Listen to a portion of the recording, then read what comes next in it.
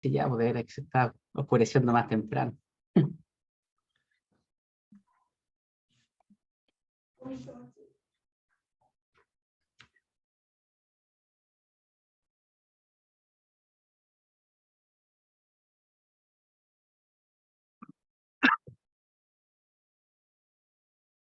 Cuando usted me da el ok, Pablo, comenzamos nomás.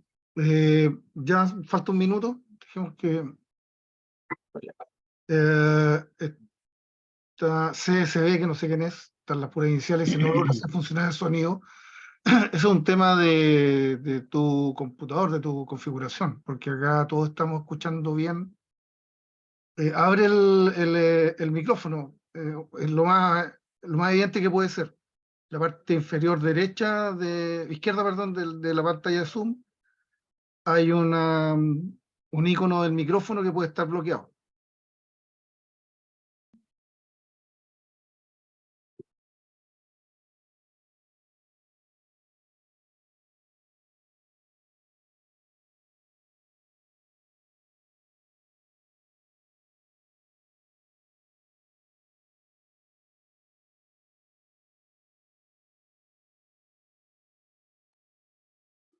Cliqueando la flecha del micrófono, se abre una ventana que muestra todas las distintas opciones para usar de parlante, de speaker. A lo mejor ahí tiene que entrar para elegir la correcta.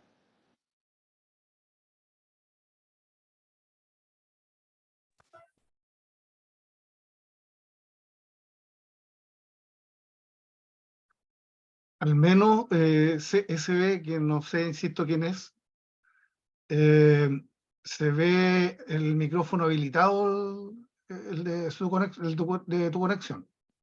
Se ve abierto. ¿Tú escuchas a nosotros o solamente no puedes hablar?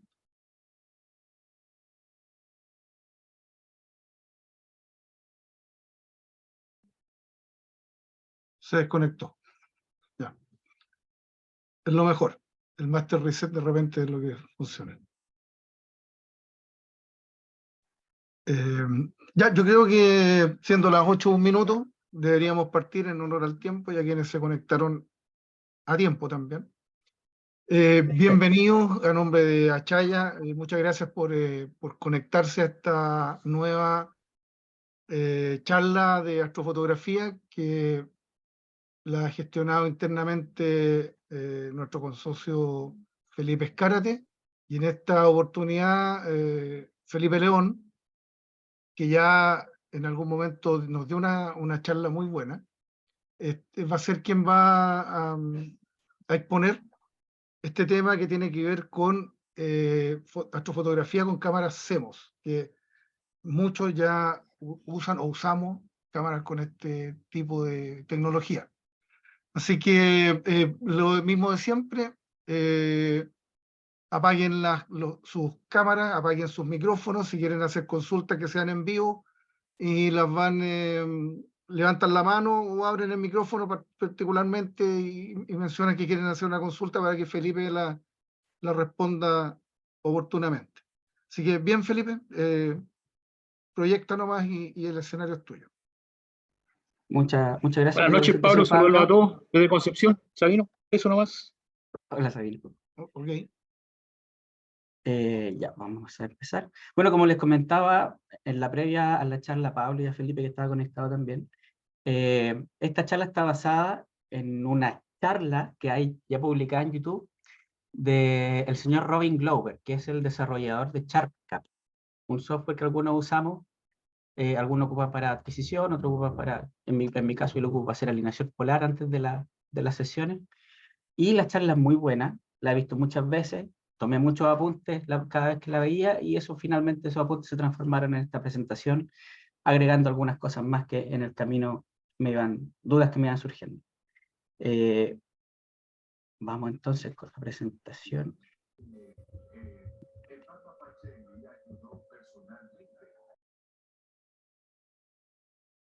Ahí les pido que me confirmen si ven la pantalla, si ven la presentación. Sí, se ve. Ahí está. Súper. Bien. Está en modo presentación. Perfecto. Perfecto. Entonces, y me voy a conectar también por acá para ir siguiendo. Entonces, como les decía, esto está basado, ahí está el nombre de la presentación, que ustedes pueden buscar en YouTube también. La gracia de esta oportunidad es que vamos a tener la posibilidad entre todos nosotros de hacernos consultas y salir de algunas dudas que puedan quedar y que en el video a lo mejor puedan pasar de largo. Tiene algunas metas esta presentación, aquí están más o menos caracterizadas, pero la idea es entender qué pasa en nuestra cámara cuando hacemos astrofotografía, y cómo cada parámetro que nosotros podamos ir ingresando en la cámara nos va a beneficiar al momento de hacer la captura. La idea es tener los parámetros óptimos para hacer la captura. Entonces vamos a tratar de entender qué es lo que pasa dentro de la cámara. Normalmente, partiendo con esto, cuando a nosotros nos preguntan, ok, haces astrofotografía de espacio profundo, ¿qué cosa haces tú? Y cuando le explicamos a alguien, le decimos, bueno, capturamos mucha luz, por mucho tiempo, sacamos la foto a un objeto, esas fotos no las hacemos de una sola vez, sino que hacemos varias subexposiciones. Si tenemos una cámara dedicada a la astrofotografía, vamos a querer bajar el ruido, perdón, la temperatura de la cámara para bajar el ruido. Bajo ciertas condiciones de cielo vamos a querer usar filtros, por ejemplo, y vamos a querer usar darks, flats o alguna otra archivo de calibración. Inmediatamente digo que en CMOS no es necesario usar vías, podemos conversarlo más adelante. Decimos esto, pero ¿qué pasa con los detalles? ¿Qué pasa con los detalles de cada una de estas cosas que fuimos mencionando? ¿Cuánto debería durar el sub? ¿Cuánto tenemos que enfriar el sensor? ¿A qué temperatura? ¿Cuántos sub vamos a sacar? La idea es tratar de hacernos una idea de cómo responder estas preguntas y algunas otras que puedan surgir. Lo primero entonces que vamos a hacer es explicar qué pasa, muy superficialmente, qué pasa en nuestra cámara cuando está capturando. Primero llegan los fotones que son absorbidos por nuestro telescopio, por nuestro OTA. Esos fotones van a llegar al sensor. Y aquí hago inmediatamente un apunte. Todo lo que vamos a hablar de aquí en adelante es lo que va a pasar específicamente en un píxel. Todo vamos a ver a nivel de píxel. Entonces, llega a nuestro sensor y a un píxel específicamente los fotones, se produce una reacción química, si aquí vamos viendo la foto de acá al lado, se produce una reacción química que hace que nuestro sensor libere electrones. Esos electrones, una vez liberados, nosotros queremos un lugar donde almacenarlo, que va a ser nuestro píxel, nuestro pozo, también como le llaman en inglés. Una vez que dejamos de tomar la foto, dejamos de almacenar, de recibir electrones, y los electrones almacenados van a generar un voltaje, una diferencia potencial, y esa diferencia potencial se mide, y luego esa medición, para almacenarla finalmente en nuestra cámara, se transforma de señal analógica a digital. En el fondo, transformamos esa medición de voltaje en un valor digital. Vamos viendo algunos conceptos que son entregados por los fabricantes. Primero, hablamos de conversión. Hay una tasa de conversión que se conoce como eficiencia cuántica, y los fabricantes entregan este dato en nuestra cámara cuando revisamos las páginas de cada uno de estos distintos modelos. Y el porcentaje de conversión o la eficiencia cuántica nos va a decir cuántos electrones estamos generando a partir de cierta cantidad de fotones. En este caso, en esta foto que está acá, estamos recibiendo 6 fotones y estamos liberando solamente 3 electrones. Por lo tanto, podemos decir en este caso que tenemos una eficiencia cuántica o sensibilidad del 50%. Si tuviéramos, de los 6 fotones, hubiésemos generado 6 electrones, tendríamos en el 100% de eficiencia. Ese parámetro, la eficiencia cuántica, lo entrega el fabricante, la sensibilidad la entrega el fabricante, y bajo ningún concepto es modificable. La sensibilidad del sensor, del píxel, es única y solo va a depender, lo vamos a ver en un gráfico más adelante, solo va a depender de la longitud de onda, porque la eficiencia cuántica no va a ser la misma para cada longitud de onda en el rango visible, pero va a ser fija. Independiente de cualquier cosa que nosotros movamos en la cámara, esa sensibilidad no cambia.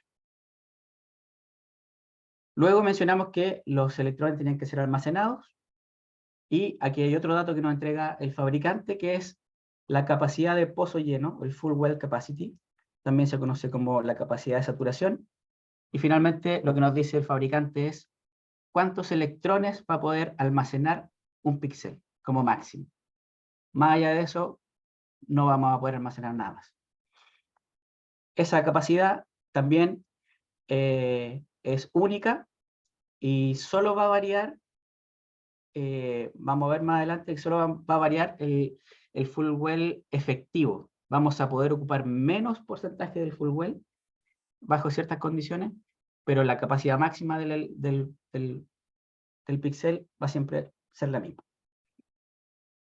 Y por último dijimos que, bueno, hacemos la medición en voltaje y eso lo convertimos en un valor digital. Ese valor digital, nosotros en astrofotografía lo conocemos como ADU, que viene de Analog to Digital Units, y esa precisión depende de la profundidad de bits en la que trabaje nuestra cámara. Y ese dato también lo entrega el fabricante. Hay cámaras de 12 bits en el mercado en este momento, de 12, de 14, de 16. La mayoría están en ese rango. Aquí voy a hacer una nota sobre la eficiencia cuántica. Como les decía, aquí hay un gráfico de dos cámaras distintas, de la marca ZWO, la ASI 294 mono y la ASI 1600. Y como les decía, la eficiencia cuántica no es la misma en todo el espectro visible de luz. Normalmente el fabricante, el dato que entrega, bueno, se entiende por marketing, que el dato que entrega es el dato peak. En el fondo, si vemos la 294 en la página, nos va a decir que es el 90%, y en la 1600 nos va a decir que es el 60%. Pero si vamos al H-alfa, por ejemplo, que está en este rango cercano a los 700, vamos a tener una eficiencia cuántica menor al 80% en el caso de la curva de arriba. Me interesa hacer este apunte porque muchas veces nosotros queremos tener un sistema que capture cada vez más rápido luz para aprovechar mejor la noche, y normalmente lo que suelen pensar todos es tener un nodo más grande.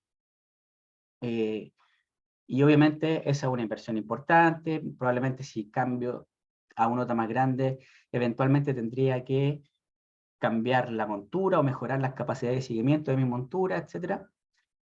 Y se fijan poco en la eficiencia cuántica, que, por ejemplo, si alguien tiene la 1600 o la QHI 163, me parece que es la similar en esa otra marca, solamente con cambiar la cámara, pasar a una 294, una QHI 294, estamos ganando mucha conversión de fotones a electrones. En el fondo, si pasamos de aquí del 60% al 90%, estamos sumando un 50% más de electrones, un 50% más de señal, solamente con cambiar la cámara. Entonces, sacamos una, ponemos la otra, que son prácticamente el mismo tamaño, y vamos a tener una ventaja importante.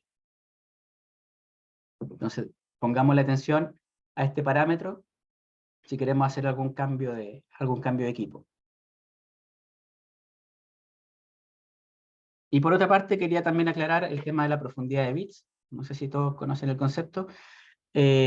Como dije, hay cámaras que están trabajando en este rango, 12, 14 o más bits, 12, 14, 16. Pero un bit es una unidad digital que puede tener solo dos estados. Puede ser 0 o 1. Si yo tuviera un solo bit para describir un rango completo entre el valor más oscuro y el valor más brillante, tendría esta categorización que ven acá arriba. O sea, todos los valores intermedios grises o van a ser negros completamente o van a ser blancos, porque no tengo más opciones de descripción con un solo valor de bit. Si voy agregando más bits a la descripción, por ejemplo, si paso 2 bits, bueno, esta vez tengo 4 posibles combinaciones de esos valores. Y así hacia adelante. La cantidad de combinaciones posibles, la vamos a ver aquí, denme un segundito.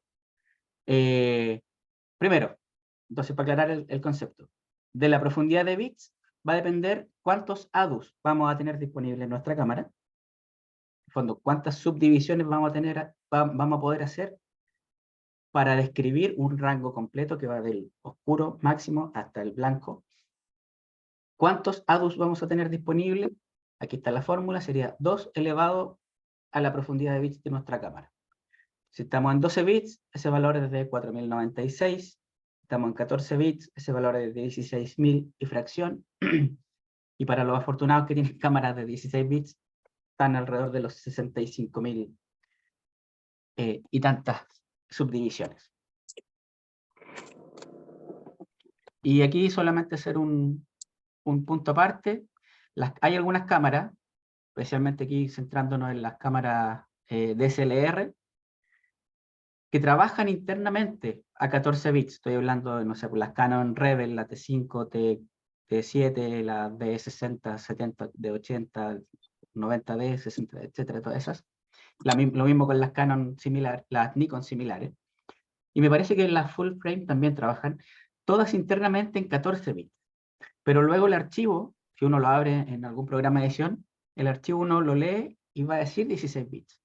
Bueno, se produce una conversión interna de 14 a 16 bits, solamente se multiplica por 4 cada uno de los valores para llegar del máximo de 16.000 a 65.000, pero no hay una ganancia de resolución interna. Solamente sepan que si están viendo un archivo de una cámara DSLR que dice 16 bits, no tienen una mejor resolución que una cámara de 14.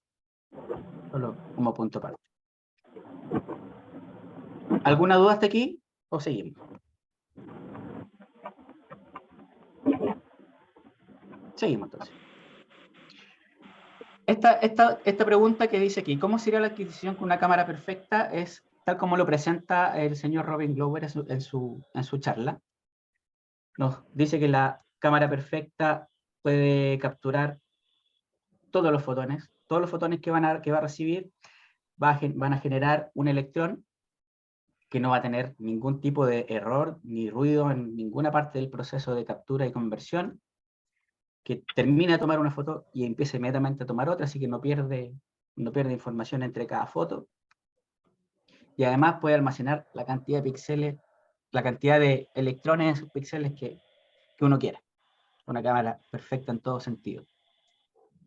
¿Cómo sería adquirir con una cámara de este tipo? Bueno, la conclusión a la que llega Robin Glover es que no importa. Y nos explica por qué. Dice, si yo tomo un sub en una cantidad de tiempo determinada, como capturé todos los fotones, mi medición final va a ser la misma de los fotones capturados. 1000 fotones capturados, 1000 fotones registrados. Si en ese mismo tiempo, con la misma cámara perfecta, tomara 3 subs, bueno, la suma de fotones capturados en esos 3 subs finalmente va a ser la misma, porque ya sabemos que esta cámara no comete ningún problema. Y si lo dividiera aún más, finalmente el resultado final va a ser el mismo. Hay un micrófono abierto por ahí. Entonces, con estos resultados, el señor Robin Glover nos dice que con esta cámara podemos tomar fotos cortas, largas, vamos a tener siempre la misma adquisición. Entonces, ¿cómo fotografiaríamos con esto? Bueno, fotos muy largas y fotos muy cortas tienen unos contras que vamos a conversar aquí. Por ejemplo, si tomáramos fotos muy largas, requeriríamos, como dije anteriormente, un sistema súper preciso, un guiado maravilloso y probablemente eso nos lleve a gastar mucha plata en una montura. Y además, si estoy después de 2 horas tomando un objeto y justo en los últimos 5 minutos pasa un par de aviones, nos pueden arruinar la imagen. Por otro lado, si tomamos subs muy, muy, muy cortos, se produce un problema. Vamos a tener mucha información que almacenar y vamos a tener que luego procesar esa información, lo que nos va a tomar mucho tiempo y muchos costos de procesamiento.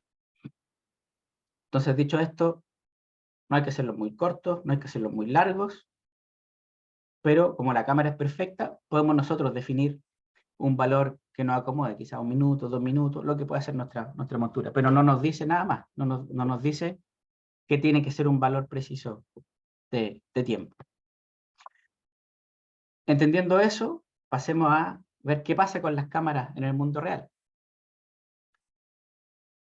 Las aprehensiones que tomamos recién, las aplicamos aquí también. Fotos muy largas, fotos muy cortas, siempre son un problema.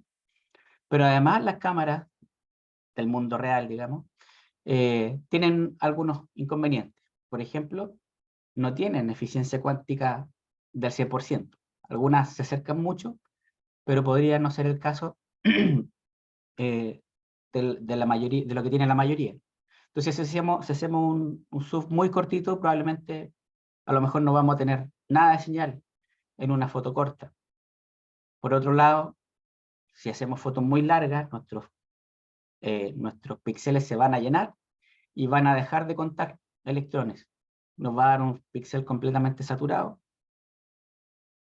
y por lo tanto no es una buena idea tomar fotos muy largas tampoco. Pero además, hay algunas señales, hay algunos ruidos que van a estar entorpeciéndonos un poco nuestro proceso de captura y que van a condicionar el largo de los sub. Y en estas señales y ruidos es donde vamos a concentrar nuestra conversación hoy día. ¿Cuáles son las señales ajenas al objeto que vamos a estar capturando? La primera es la señal de corriente oscura, dark current, lo pueden encontrar por ahí, y la contaminación lumínica. Como es luz que está en el firmamento y nosotros apuntamos hacia allá, esa luz se va a colar en nuestro sensor. Y por otra parte, tenemos ruido aleatorio, tenemos el ruido de lectura, o read noise, y tenemos el shot noise. Y este shot noise, vamos a ver por qué, está asociado a todas las señales que vamos a recibir en el sensor. Entonces vamos a empezar a describirlo. Primero, la corriente oscura. La corriente oscura se produce porque, como funciona el sensor internamente, cuando está expuesto a cierta temperatura, va de forma espontánea a liberar un electrón. ¿Cuántos electrones va a liberar la cámara? Va a depender de cada modelo. Aquí yo tengo graficado, no sé si alcanzan a ver bien acá abajo, tengo graficado cómo se comporta con la temperatura la cámara ASI294. Y si se fijan, me dice que si mi sensor está expuesto a 30 grados Celsius, va a liberar una tasa, esto es un promedio, de 0,7 electrones por píxel, por cada segundo de captura. Esto depende del tiempo. Si nosotros vamos enfriando nuestra cámara, esa contribución va a ser menor. Esta es la ventaja de una cámara dedicada, por ejemplo, contra una DSLR, que no tiene la posibilidad de enfriar el sensor para bajar este ruido, y tampoco tiene la posibilidad de mantener tampoco una temperatura constante, que es una segunda ventaja de esto.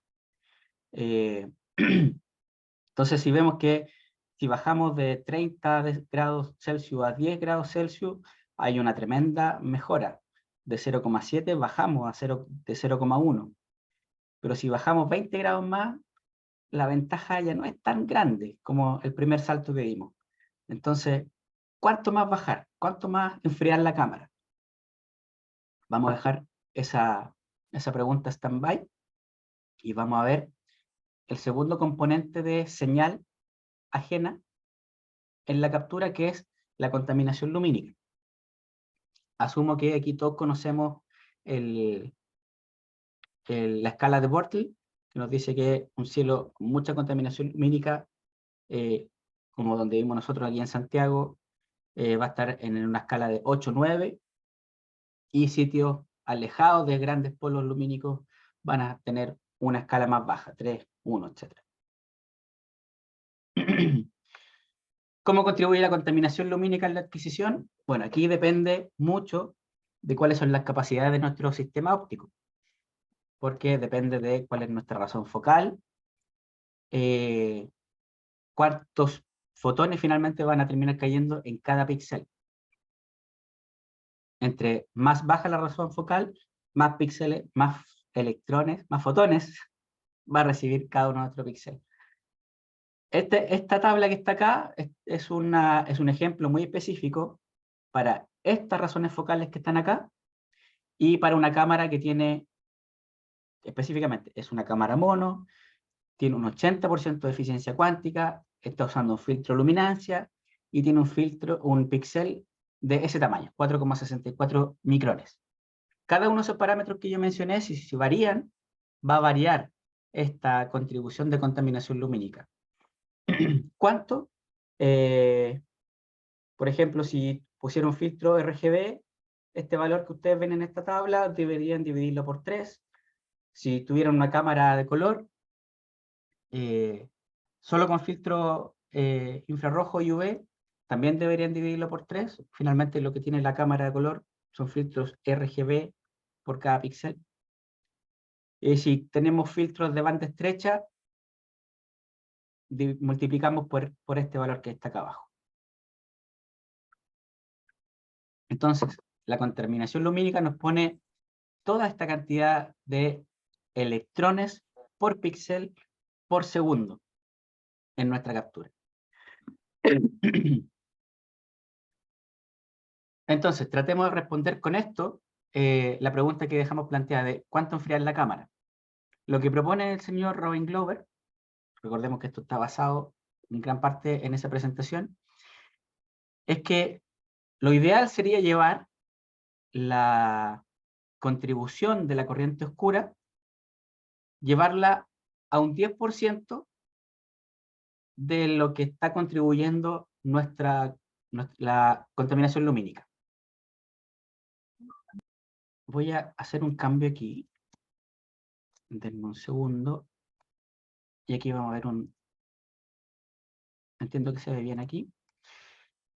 Este es el ejemplo que estaba en la ficha que vimos recién. Estamos con un telescopio en F39, que tiene una cámara que tiene ese tamaño píxel, esta eficiencia cuántica, y está con unos filtros RGB. El primer gráfico que ustedes ven acá grafica cómo se comportan ambas señales, contaminación lumínica y corriente oscura, en un cielo con Bortle 8. Tenemos contribución de 37,81 electrones por la contaminación lumínica, recordemos que estamos en Bortle 8,5, y en términos de contribución de la corriente oscura, el valor más alto que nos da aquí ya es de 0,75. En el fondo, en este caso, sin enfriar la cámara, ya cumplimos la sugerencia que nos da el señor Glover. Ya tenemos menos del 10% de contribución en el caso de la corriente oscura. ¿Nos conviene enfriar en este caso? La verdad es que es bastante despreciable la corriente oscura en este caso en particular. Luego, el segundo gráfico nos acerca un poco las dos curvas. Esto es para Bortle 6, y aquí, si se fijan, tenemos una contribución de 11,42 electrones por píxel por segundo en un Bortle 6, y el 10% de eso sería 1,14, y la verdad es que aquí, sin enfriar, nuevamente ya logramos el objetivo que nos proponía Robin Glover. Llegamos al menos del 10% sin haber hecho ningún esfuerzo. Y por último, en el caso del Bortle 3, tenemos una contribución de la contaminación lumínica de 1,0 electrones para esta configuración de otra cámara. Y en este caso sí nos conviene, para llegar a menos del 10% en la corriente oscura, nos conviene bajar a 15 grados. Muy poco exigente, en el caso del Bortle 3. ¿Nos conviene entonces enfriar la cámara? Bueno, estos son casos bien específicos. Primero, conviene enfriar la cámara, aunque sea poquito. En este caso pareciera no importar tanto. Conviene enfriarla porque así todas las capturas tienen siempre el mismo nivel de ruido, y luego cuando hagamos la calibración y tomemos nuestras tomas darks, van a tener el mismo nivel. Va a haber una correlación entre el ruido en nuestras capturas y el ruido en nuestras tomas de calibración. O sea, por ese lado, siempre enfriemos, aunque no necesariamente tenga que ser tanto, pero dejemos la temperatura constante. Pero Veamos otros casos. A lo mejor yo tengo un nota con un reductor que funciona a 3.9, pero si le saco el reductor, lo cambio a 5,6. Y cuando tengo mi razón focal de 5,6, se empiezan a acercar un poco estas curvas. Hagamos otra cosa. Pongamos un filtro, ya no RGB, sino que un filtro de banda estrecha. Por ejemplo, un filtro de 7 nanómetros. Y aquí la cosa se pone interesante. Un filtro de 7 nanómetros, con una razón focal más grande, hace que la contribución del cielo, de la contaminación lumínica, sea mucho menor. Y por ende, la corriente oscura toma mayor protagonismo. En estos casos es cuando sí tenemos que fijarnos en cuánto tenemos que enfriar la cámara. En este caso, en el Vortel 8,5, de 8,5, sí tengo que bajar, ya no que no importe. Ahora tendría que bajar, por ejemplo, a 10 grados. Sigue siendo una temperatura alta. Sigue siendo poco relevante quizá llegar a temperaturas como menos 20 en este caso, pero sí nos pone un tope máximo, sobre el cual idealmente no debemos estar. En el caso del Vortel 6 ya es más notorio, estas curvas ya se cruzaron. Tenemos una contribución de 0,4 electrones por segundo, y para llegar al 10% de eso ya tenemos que acercarnos cada vez más a 0 grados. Y en este caso ya ni hablar, aquí tenemos que empezar a enfriar con todo 0,04 de contribución y tengo en menos 15, tengo el 10%. Entonces, el resumen de esto, ¿cuánto enfriar? A ver, va a ser más exigente el caso cuando tenemos una contribución de contaminación lumínica menor. Y eso se va a dar porque tenemos cielos más oscuros, porque tenemos filtros más restrictivos, o porque tenemos una razón focal más alta. Si yo pongo F7, cada vez baja más la contribución de la contaminación lumínica. Volvamos a la presentación y como resumen de todo esto. Si no trabajamos la contaminación lumínica, como vimos, prácticamente no vale la pena enfriar. Siempre va a valer la pena porque podemos mantener un ruido constante, como les mencioné hace poquito.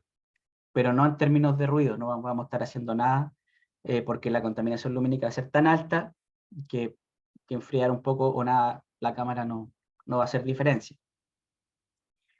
Enfriar a una temperatura bien elegida nos va a reducir el consumo de potencia. Si es que estamos con una batería, no sé, y necesitamos ahorrar algo de energía porque vamos a estar 2 noches a lo mejor adquiriendo, podemos ahorrar energía de esta forma, no llevando la cámara al máximo. Como les decía, en cielos más oscuros y filtros van a traducirse en que tengamos que enfriar mucho más nuestro sensor.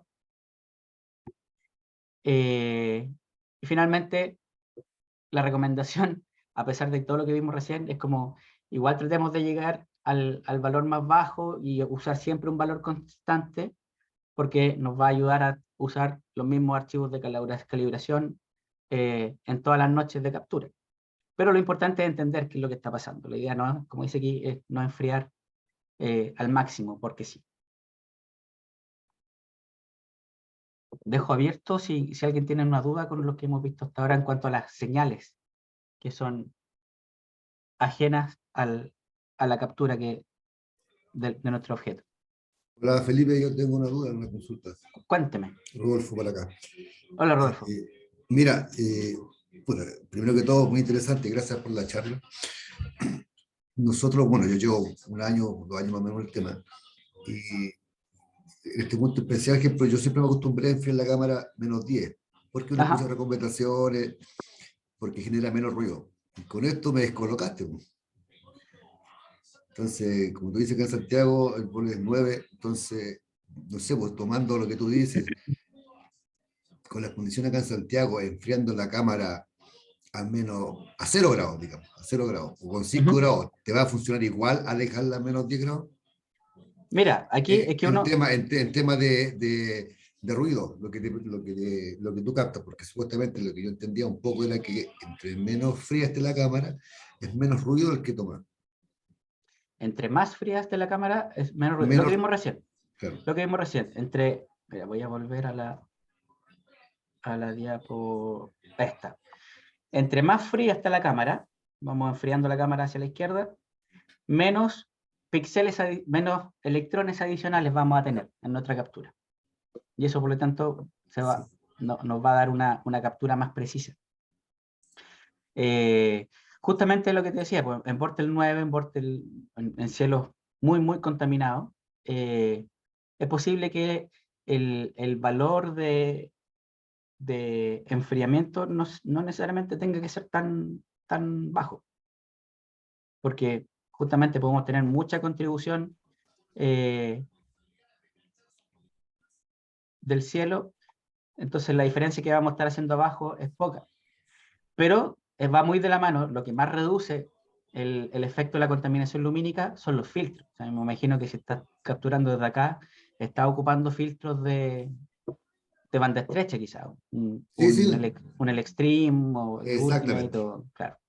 Ya, por eso tienen 7 nanómetros y en un Portal 8,5, entonces sí vale la pena enfriar la cámara, quizás en 0 grados, menos 10, entre más siempre es mejor. Lo que pasa es que la diferencia no va a ser tan grande si estamos teniendo una alta contribución de la contaminación lumínica.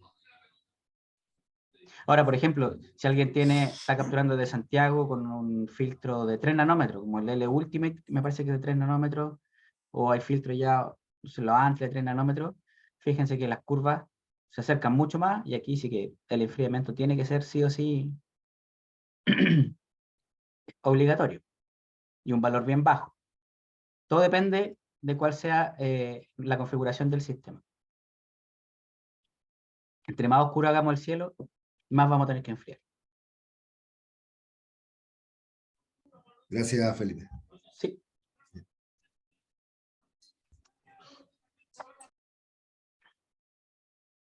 Sigo entonces. Igual al final dejaremos un tiempo para responder consultas. Esto ya lo vimos. Vamos a hablar ahora sobre el ruido. Están separados. Señales, ruido. Las señales agregan electrones en nuestra señal, la que estamos capturando, y esos electrones lamentablemente no son diferenciables de lo que estamos capturando del objeto. Entonces finalmente generan una imprecisión en la captura. Tengo que tratar de sacarlos de algún modo para luego hacer el procesamiento. Los ruidos, por otro lado, no agregan electrones en la señal, sino que son inconsistencias en la misma. Son inconsistencias ya sea en la captura, en la lectura del valor que recogimos, o son inconsistencias en la recepción. Ya vamos a ver qué tipo de ruido tenemos. Principalmente son dos. Pero aquí hay una pregunta: ¿por qué nos preocupa este tipo de ruido? Y es porque los detalles, las cosas más tenues, los detalles más tenues de nuestra imagen son los primeros que se van con el ruido aleatorio. Y aquí hay un GIF. ¿Lo están viendo? No sé qué se ve, si se me veo yo más o se ve más en la presentación. ¿No se ve bien? Se ve la presentación como primer plano, ¿no? Sí, claro. Ya, perfecto. Acá hay un GIF, si se fijan en el círculo grande, cuando llegamos al nivel de mayor ruido, uno igual percibe que hay ahí, que hay un círculo grande, y eventualmente con un algoritmo podemos sacar esa estructura y recuperarla, reconstruirla. Pero si se fijan al otro lado, en el lado izquierdo de la imagen, donde están los objetos más chiquititos, prácticamente desaparecen cuando están con el ruido más alto. Y justamente todas las partes tenues, los detalles de nuestras fotos, sufren de esta misma manera. Entonces necesitamos de alguna forma abordar estos ruidos para tener mucho más detalle en nuestras fotos. Tipos de ruido aleatorio. Dijimos que era el read noise, que son imprecisiones en el proceso de lectura de la imagen, de la señal que almacenamos, y el shot noise, que está previamente explicado. Vamos a ver un monito y se ve un poco mejor, pero tiene que ver con que por muy uniforme que sea la luz que estamos viendo, los fotones no llegan de forma uniforme, no llegan parejitos, llegan más bien como lluvia. Y esto lo saltamos del principio para hacer el ejemplo más claro, pero incluso una cámara perfecta va a ser víctima de este tipo de ruido. Read noise, ruido de lectura. ¿Cómo funciona? Capturamos 1250 fotones y tenemos una eficiencia cuántica en una cámara de 80%, eso se traduce en 1000 electrones.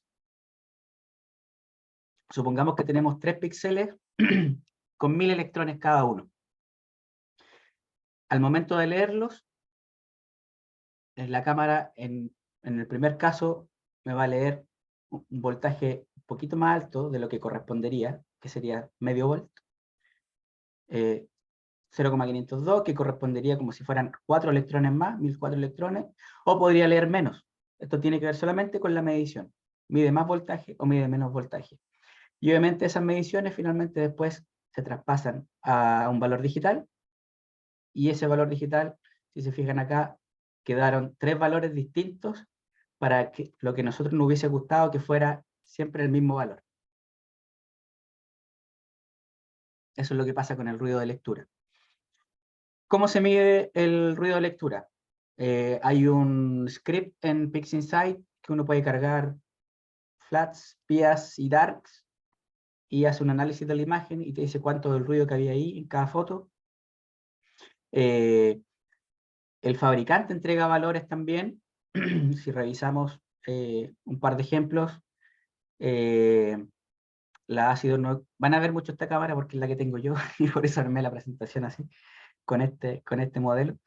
La 294, esta es la información que entrega el fabricante. Si se fijan, el read noise va de la mano con la ganancia de la cámara. De la ganancia vamos a hablar la próxima semana. Pero a medida que vamos aumentando la ganancia, va bajando nuestro read noise. Ahí pasa algo interesante en esta zona. Si vemos la QHI 268, que es otro modelo bien especial porque tiene distintos modos de trabajo. Para cada uno de esos modos de trabajo tiene 4 curvas distintas de ruido de lectura. Entonces, si nosotros definimos una ganancia, vamos a tener un ruido de lectura específico. Y la otra forma de medirlo es usando SharpCap. Vamos a darle los créditos al desarrollador de este software, que también hizo esta charla muy buena. SharpCap tiene una función que se llama análisis de sensor, el Sensor Analysis, y el Sensor Analysis nos entrega esto, este gráfico que ustedes ven acá. Entrega que para distintos valores de ganancia, nos dice cuál es la ganancia realmente, y nos dice cuál es el read noise en promedio. Recordemos que no siempre vamos a tener el mismo valor, a veces más, a veces menos, pero en promedio este es el valor que va a tener nuestra fotografía para un valor de ganancia específico. Entrega el full well, entrega ganancia relativa, etc. Y el rango dinámico. Toda esta información la entrega el análisis de sensor que se puede hacer con SharpCap. Como dice acá abajo, el valor de read noise va a ser diferente de una cámara a otra, por eso es bueno medirlo y ver lo que entrega el fabricante. En este caso lo que entrega el fabricante, que es esto, versus este gráfico que yo hice acá, es bastante parecido, incluso un poco mejor en el caso de mi medición.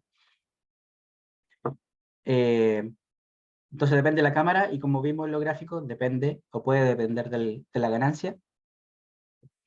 Y como todas las fotos hay que leerlas, cada foto va a tener read noise asociado. Ahora, la lectura se hace cuando se termina de capturar el último electrón, se hace la lectura. Entonces no depende del tiempo de exposición, depende de leer la imagen nomás. Entonces, en cada imagen, en cada light, vamos a tener presente ruido de lectura, pero va a ser un valor en RMS fijo, pues no depende del tiempo de exposición. ¿Qué es lo que sí pasa? con el segundo ruido, que es el shot noise. Como yo les decía hace un ratito, incluso la iluminación, por más constante que fuera, los fotones no van a llegar de manera uniforme, lamentablemente. Aquí dos ejemplos de cuál sería el caso ideal, en que nuestros píxeles se van llenando todos parejitos, tienen todos el mismo valor constante, pero la realidad es que por más que nosotros quisiéramos que esos niveles que nosotros quisiéramos ver con la misma intensidad, la realidad no es así, y cada píxel se va llenando de una forma distinta. Y obviamente esa inconsistencia entre un píxel y otro, entre la tasa de llenado de un píxel y otro, es la que nos va a generar un ruido. Destaco acá que el shot noise va a estar presente en todas las señales que vamos a tener en el sensor. Todas las señales nos van a incorporar shot noise. La del DCO, que es el objeto que estamos capturando, la contaminación lumínica va a tener shot noise, y la corriente oscura va a tener shot noise también.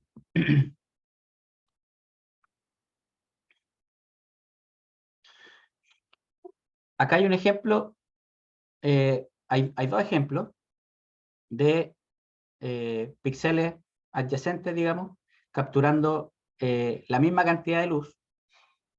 En el primer caso estamos recibiendo 5.000 fotones, en el segundo caso, en el de la derecha, estamos recibiendo 500 fotones. Obviamente una señal más oscura. Y aquí, esto lo puedo pausar fuera de la presentación, en un segundo. Imaginemos, estamos capturando con los 5.000 fotones, una señal muy brillante, y aquí tenemos la señal más opaca. Si se fijan, bueno, no se alcanza a leer muy bien, yo les voy a decir que el máximo píxel aquí está capturando 50 electrones, versus el mínimo aquí está capturando 35. Tenemos 15 electrones de diferencia. Y nosotros quisiéramos que esto fuera similar, tuvieran el mismo valor. Ahora, en el caso de pocos fotones, de una luz más oscura, tenemos, en el caso del píxel con más electrones, tenemos 3 electrones, y en el que tiene menos, tenemos 5 electrones. Entonces aquí tenemos 7 electrones de diferencia, y en el caso de la izquierda, donde tenemos una luz más brillante, tenemos 15 electrones de diferencia entre el que más tiene y el que menos tiene. Entonces podemos decir que entre más fotones estemos capturando, la diferencia entre el píxel con más y el con menos electrones va a ser mayor. Tenemos más ruido. Pero, y vuelvo a la presentación, porcentualmente, podemos verlo aquí mismo, porcentualmente, la diferencia porcentual entre, en el caso de la luz más tenue, porcentualmente, la diferencia entre el píxel que tiene más y el que tiene menos va a ser mayor que el porcentaje de diferencia en el caso de la luz más fuerte. Entonces, ¿cómo varía el shot noise con respecto al brillo de la imagen? El shot noise se calcula por la forma en que se comporta, lo tienen descrito como una fórmula. Yo tomo cierta cantidad de electrones, tomo la raíz cuadrada de eso, ese es mi shot noise. Entonces aquí tenemos graficado cierta cantidad de electrones recolectados y voy graficando el shot noise. Si se fijan, va creciendo la señal, va creciendo el shot noise, aunque no es un crecimiento constante, sino que de a poco su crecimiento va a ser cada vez menor. Pero lo importante de esto, más que ver cómo sube solo el shot noise, es que nos interesa ver cuánto prevalece el shot noise con respecto a la imagen. Y la imagen, la verdad es que la imagen del objeto que estamos capturando sube linealmente con respecto al ruido. Entonces, si graficáramos eso, tenemos esto. Y este gráfico es el que nos interesa. Es que, porcentualmente, si tenemos pocos electrones capturados, el ruido de shot noise va a ser porcentualmente mucho más prevalente que si tuviéramos menos electrones. perdón, si tuviéramos más electrones capturados. En el fondo, capturamos más electrones, el ruido crece, pero la señal del objeto al que estamos capturando crece más rápido que el ruido. Por lo tanto, la diferencia, porcentaje entre la señal y el ruido va disminuyendo. Y eso es lo que nos interesa a nosotros manejar.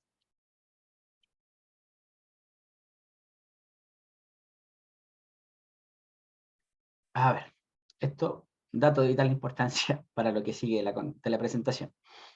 El shot noise, como dije, va a aplicar a todas las señales que componen, eso ya lo habíamos dicho, que componen la imagen. Está asociada a la contaminación lumínica, a la corriente oscura y al objeto que estamos capturando. ¿Por qué es importante entender esto? Porque el read noise va a ser el mismo, ya dijimos que va a ser más o menos constante cada vez que leamos la imagen, porque la corriente oscura y su correspondiente shot noise va a ser la misma si tenemos la temperatura constante de durante la sesión de adquisición. Pero no todos los píxeles en nuestra imagen van a tener la misma cantidad de señal externa, porque algunos píxeles van a tener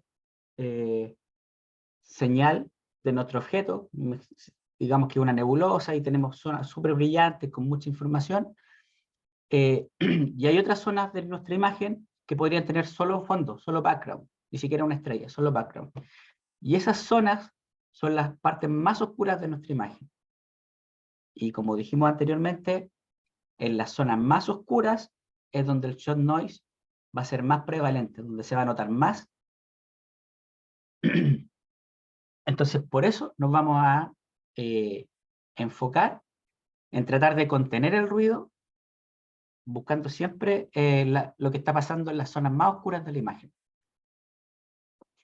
Porque por inferencia, si nosotros minimizamos el ruido en las zonas más oscuras de la imagen, sabemos que en las zonas que tienen más brillo, el ruido va a ser menor, va a ser menos prevalente.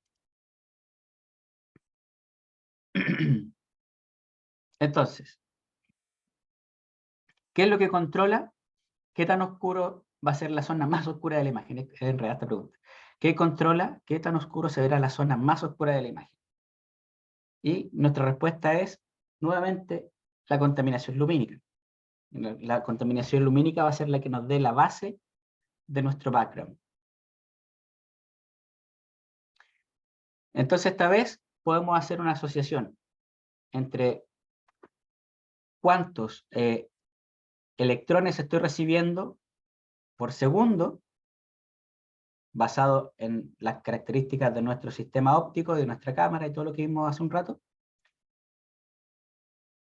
y hacer el gráfico en base a eso, ya no ahora en cantidad de electrones recolectados, sino que en base a tiempo de exposición, que según este gráfico sabemos cuántos electrones vamos a tener. Y lo que veíamos, a mayor tiempo de exposición, el shot noise, como porcentaje del background, va a ser cada vez menor.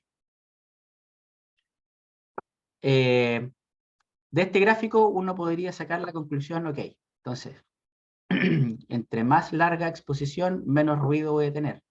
Tengo que hacer capturas muy largas, 300 segundos, 500 segundos, 600 segundos, para tener siempre un mejor resultado. Uno podría llegar a esa conclusión con este gráfico, pero hay otra parte, que es la que vamos a ver la próxima semana, que tiene que ver con el apilado. El apilado también nos va a ayudar a mejorar el resultado de nuestra imagen. Y no caer en desesperación. Por ejemplo, si vemos, aquí vuelvo a poner un ejemplo,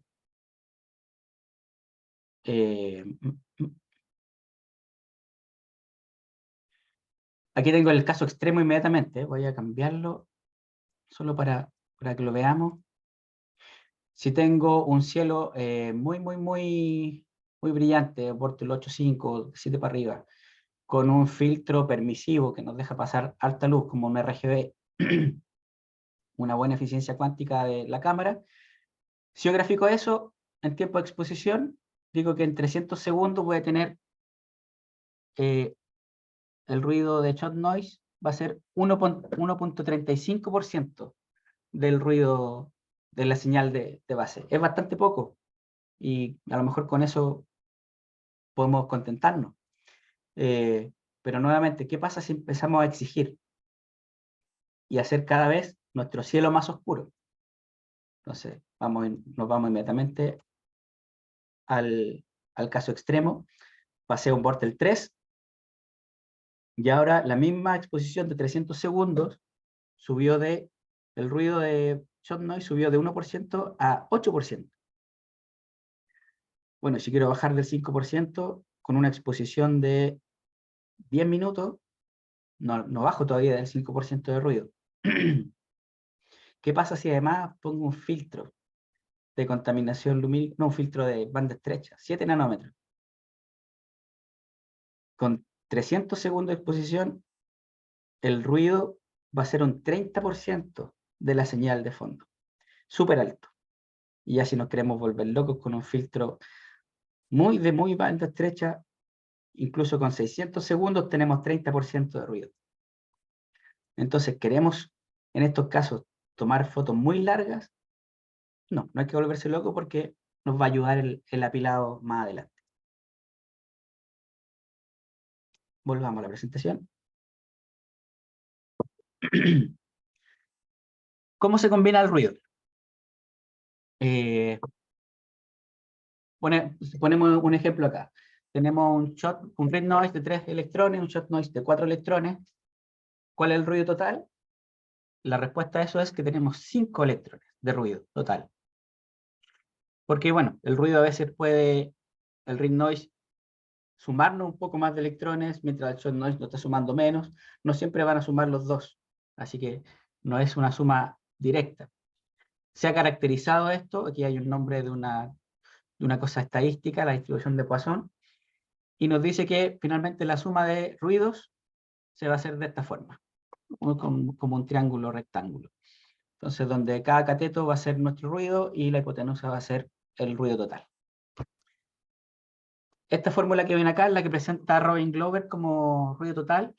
Lo que hace él es, como está asumiendo que nuestro ruido de corriente oscura ya lo redujimos porque estamos enfriando bien la cámara, él lo desprecia y lo saca de la ecuación. Porque si lo queremos ver dentro de la ecuación, sería agregando un componente más, o agregando su shot noise correspondiente y elevando al cuadrado. Esa es la fórmula de ruido total. Si un ruido es mucho más grande que otro, obviamente puede ser ignorado, pero nosotros, si ponemos algunos datos en Excel hace los cálculos por nosotros, entonces, ¿por qué vamos a estar obviando algunas cosas? ¿Cómo varía el ruido total? Viendo cómo se combina según el largo de la exposición. Acá hay dos casos graficados. Se alcanza a ver bien, creo. En este caso tenemos el mismo OTA, tenemos la misma cámara, pero el read noise de la cámara es el único que cambia. Y si se fijan, a medida que vamos haciendo tomas más largas, el ruido total, el porcentaje de ruido total va bajando y finalmente las dos curvas van convergiendo a un solo valor. Lo que está pasando es que aquí al principio el read noise es muy alto y está haciendo que se separen estas curvas.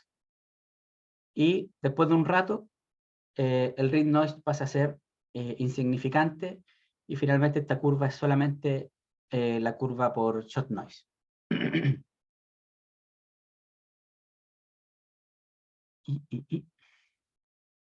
Es lo que acabo de decir. Ya, es importante aquí, ¿cómo vamos a interpretar estos resultados? Y aquí, déjenme ver una cosa. Como les decía, la señal está compuesta por el objeto, por la contaminación lumínica, por la corriente oscura. El ruido vamos a tener ruido de shot noise, vamos a tener ruido de brillo del firmamento, shot noise por la corriente oscura y aparte el read noise. Y aquí vamos a ver este caso súper importante. Porque, bueno, aquí lo vimos un poco a la rápida, déjenme ver si podemos hacer el ejemplo. Si estamos en un Bortle 3 con un filtro muy restrictivo, vamos a tener valores de ruido muy altos. Por ejemplo, para una captura con estas condiciones, vamos a tener 46% de ruido con una exposición de 300 segundos. Y si cambiamos solamente el tipo de cielo, nuestro ruido va a ser menor. 10% de ruido. ¿Quiere decir eso que es mejor sacar fotos en un cielo contaminado? No. Vamos a ver por qué. Acá hay un ejemplo que entrega... Yo les voy a dejar los links de estas cosas donde pueden obtener esta información. Esto lo entrega Craig Stark. Él, si no me equivoco, él participó en el desarrollo de PhD2 Guiding y él tiene muchos artículos publicados en Cloudy Nights o en una página que tenía, que parece que está caída ahora, sobre señal ruido, sobre cámara en el fondo. Y me parece interesante este ejemplo porque él, de un dato práctico, saca las siguientes conclusiones. Y esto es lo último por hoy. Toma una foto, puede ser en PixInsight o algún otro programa, y empieza a medir. Ok, ¿cuántos ADUs tengo en el área más oscura de la imagen? Y él midió 4200. Tengo un ADU de 4500 en un lugar donde tenía señal del objeto que estaba capturando. Puede haber un dark que tuviera relación a la duración de los lights que estaba midiendo, y vio que su señal de dark era de 215 ADUs en promedio a lo largo de toda su imagen. Luego vio un bias y vio que el bias tenía 214 ADUs de bias. Y eso fue en un light con una exposición de 60 segundos. ¿Con qué parámetros de la cámara obtuvo eso? Bueno, con una ganancia de 0,8 electrones por ADU. No menciono esto, pero en el fondo cuando uno fija una ganancia, fija una tasa de conversión. ¿Cuántos electrones necesito para cambiar de un ADU a otro? Eso es la ganancia finalmente. En este caso, y lo vamos a hablar con detalle la próxima semana. En este caso, por cada 0,8 electrones, él subía un ADU y tenía un ruido de lectura en su cámara de 8 electrones. Hace un análisis. Ok, si desde el background, desde el fondo, que es de 4200, mi señal es de 4500 ADU, entonces lo que gano por señal, solo por señal, son 300 ADU, que es lo que está, no sé si alcanza a ver puntero, sí. 300 ADU, eso es lo que me dio de señal mi captura de 60 segundos. De ahí para abajo hay que descomponerlo. Tenía 4200 de background, y ese background tiene 215 ADUs entre dark y bias. Entonces le resta los 4200, los 215 y queda en un brillo de cielo de 4985 ADU. Y la diferencia entre el dark y el bias vimos que es de un solo ADU, por lo tanto, lo que agregó el dark en esos 60 segundos fue solo un ADU. Entonces, mi señal de dark es un ADU. Lo transforma a electrones con esta tasa de cambio, lo divide por 60, solamente para saber cuánto tenía por segundo, y hace el cálculo. ¿Cuál es el total de señal que tenía? Ya vimos que la señal es el target, esto lo suma en electrones. La señal del objeto, más la señal del cielo, más la señal del dark, y le da un total de 4228 electrones. ¿Cuál es el shot noise total? Fácil, la raíz cuadrada de eso. Habíamos dicho que el shot noise es la raíz cuadrada de la señal. ¿Y cuál es el ruido total? Vamos a sumar de la forma que vimos la raíz cuadrada del shot noise más la raíz cuadrada del red noise, y eso le vamos a sacar la raíz cuadrada. Y nos da 59,10 electrones como ruido total. Finalmente, con eso, él calcula el nivel de señal ruido de su objeto en el lugar que él está midiendo es de 240 sobre 5910, que es el ruido. Señal sobre ruido. Y le dio una señal ruido de 4,6. 4,06. Y si se fijan en este caso, si nosotros nos quedáramos solamente con la idea de el porcentaje de ruido en el fondo, tenemos un porcentaje de ruido de menos del 2%. Súper bueno. Y eso nos da una razón señal ruido de 4,6. Luego él hizo este mismo paso, esta misma medición, pero en un cielo más oscuro. Y la principal diferencia, como adivinarán, se produce en la cantidad de ADUs que da el fondo. Como es más oscuro, tiene menos señal. Si se fijan, son 300 ADUs de diferencia entre la señal del fondo y la señal del objeto. El dark y el bias contribuyen lo mismo porque no dependen de la señal, dependen solamente del tiempo de exposición, al menos el dark. Y hace el mismo análisis, no lo voy a repetir, después lo pueden ver, yo les voy a mandar este archivo. Pero resulta que acá, como es un cielo más oscuro, tenemos más ruido, un 10% de ruido con respecto a la señal del fondo. Pero el nivel de señal ruido es mucho más alto. Es 3 veces más alto que lo que obtuvimos en un cielo de mayor contaminación lumínica. Entonces, hasta aquí vimos cómo se comportaba el ruido. Vimos que si tenemos cielos más oscuros, el shot noise porcentualmente va a ser más prevalente en cielos más oscuros o en condiciones de menos captura de luz, sea por un filtro, sea porque nuestro OTA tiene una apertura más chica, etc.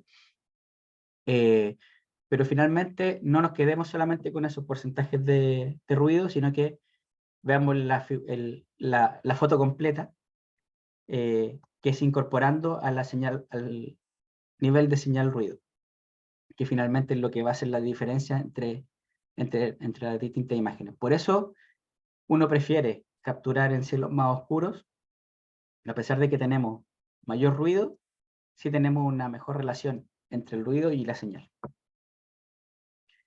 Eso. Doy nuevamente espacio para consultas, porque esto es lo último que vamos a ver hoy día. Ya la próxima semana vamos a revisar cómo afecta el apilado en la imagen, y vamos a ver algunos conceptos por separado. Vamos a ver ganancia, el offset, que es...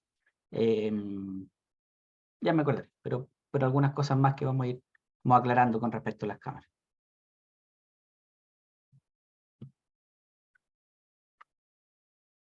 Dejo espacio para consultas.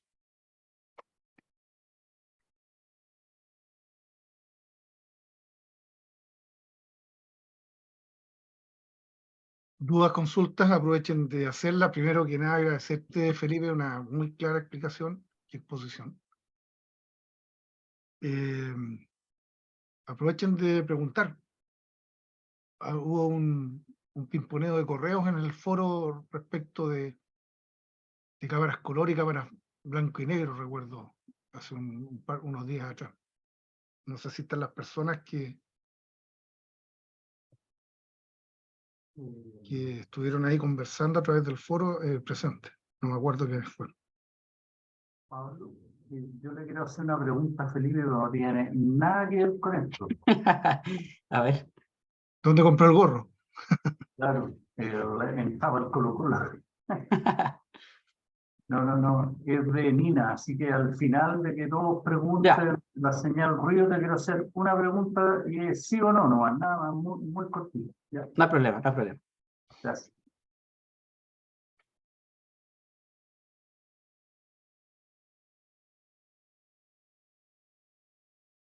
Están todos muy callados. Oye, Sí, Felipe, cuénteme. en todo caso, un comentario.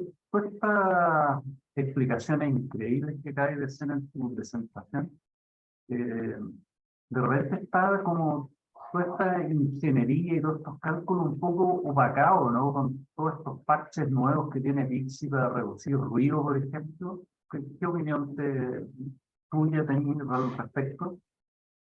Lo que pasa es que uno llega con un resultado a la edición. Lo primero de todo en la astrofotografía es la adquisición. Entonces, si ya en la adquisición nosotros podemos tomar decisiones para tener un mejor resultado y partir con algo bueno inmediatamente, eso es lo ideal. Pues, en todo campo, yo soy sonidista y eso de arregla la producción no aplica.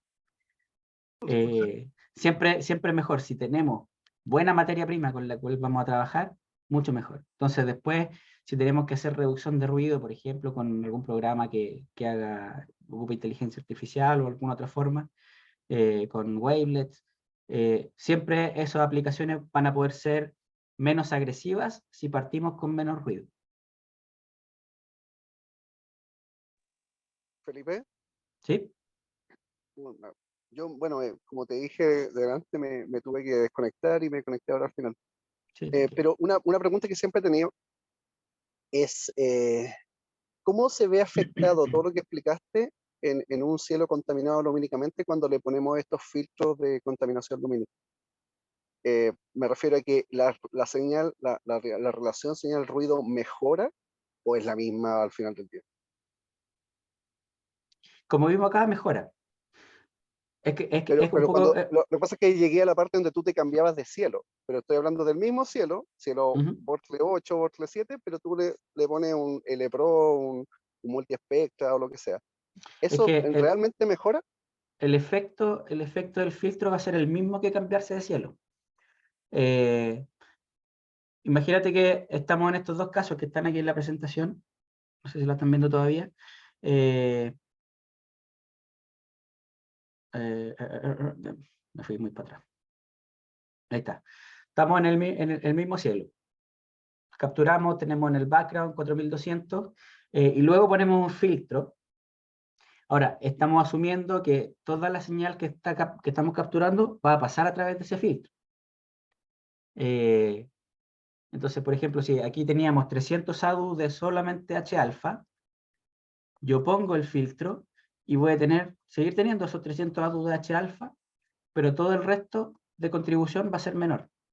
Entonces, finalmente, el resultado de poner el filtro va a ser equivalente a ir a un cielo más oscuro. Nunca se va a llegar quizá al mismo resultado, pero va a ser una mejora similar a la que estamos viendo en este ejemplo. Porque si te fijas, lo único que... Estos de acá son los parámetros de captura. El bias y el dark es el mismo. Lo que vamos a capturar de señal, suponiendo, como te digo, que toda la señal que estamos capturando pasa a través de este filtro, va a ser la misma. Lo único que va a disminuir es el nivel del fondo. Entonces, finalmente, vamos a lograr el mismo efecto.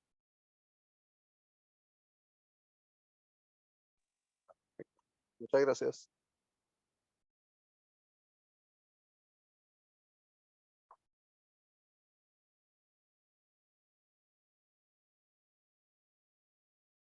Bueno, yo voy a mandar esta presentación, este PPT que vieron, lo voy a mandar para que le puedan echar un vistazo. Y si hay consultas durante la semana, bienvenidas sean, pues ahí se puede continuar con la conversación. La idea es manejar estos conceptos bien a grandes rasgos para la segunda parte de la presentación. Muchas gracias, Felipe. Si nadie tiene más alguna Yo consulta. no, le Ah, quería hacer una pregunta a Felipe. sí, Sí. tenía una que iba a dejar para el final. Oye, Felipe, ¿en Nina existe algún botón de activación de que si se nubla y el PHD 2 se va a negro porque no hay más estrellas que seguir, termine la secuencia y active la cámara y aparte el telescopio? Mira, ahí en Nina se implementó a partir del NINA 2.0 un secuenciador avanzado. El secuenciador avanzado permite hacer muchas cosas más que el secuenciador que conocíamos desde la versión 1. Y dentro de todas esas cosas que permite hacer, hay algunas condicionantes, justamente, y que permiten detener la sesión si fuera necesario. Es que no la encontré, güey, por eso te preguntaba, pero está en el secuenciador avanzado, que tenéis que ir al Sí. mirar Sí. al otro. Mira, déjame ver que este no es mi computador con el que capturo, pero déjame ver si aparece por aquí. Pero claro, en el secuenciador avanzado, que igual hay que dedicarle tiempo para aprender a usarlo. Secuenciador avanzado. Hay muchas cosas. A ver, cámara. Están ahí unos bucles, creo, que es donde podría haber estado.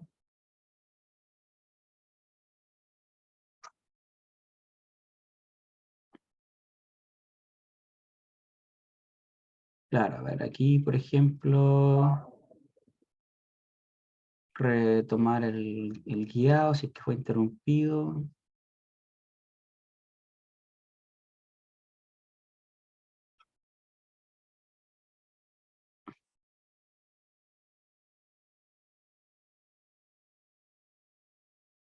No, tendría que buscar cuál es la opción específica. Pero claro, todos esos adicionales van apareciendo acá, por ejemplo, cuando el objeto alcance cierta altura, ahí que empieza a sacar la foto.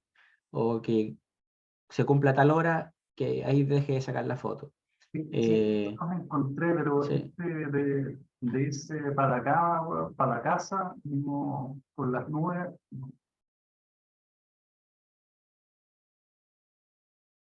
No importa, no te Sí. quito más tiempo, pero Sí. tú Ahí te podemos buscarlo y...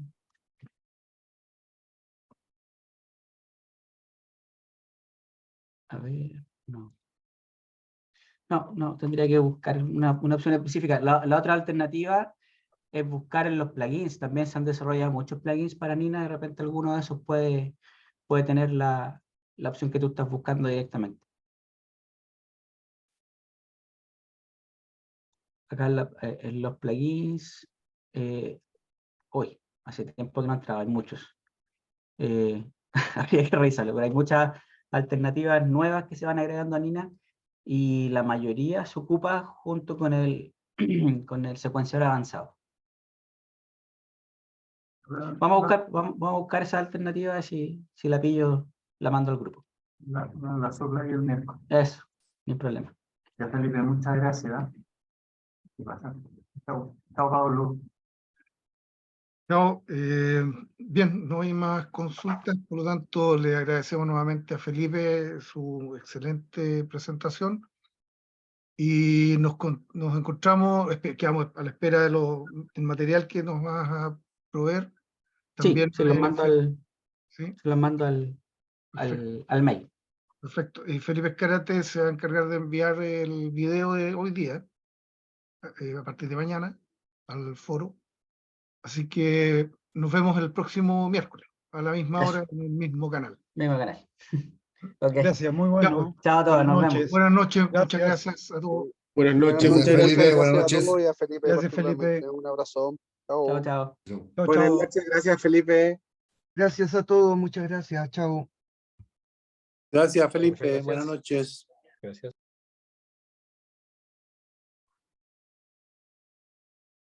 Mira, hay una persona de Finlandia conectado. Sí, alcanza a verlo. Sí.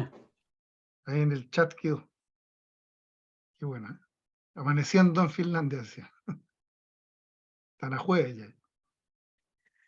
Pablo, una consulta. ¿Cómo van a hacer llegar la presentación? Felipe Escárate va a mandar un link de la cual se descarga. En realidad él lo sube a un YouTube. Tenemos Sí. un canal de YouTube, ahí sube las Ah. presentaciones y se pueden ver. ¿Tú tienes el link después para pedírtelo? Yo se lo voy a hacer llegar a Felipe Escárate y él lo va a publicar. Ah, ya, gracias. Gracias. Chao. Chao, que estén bien. Chao a todos.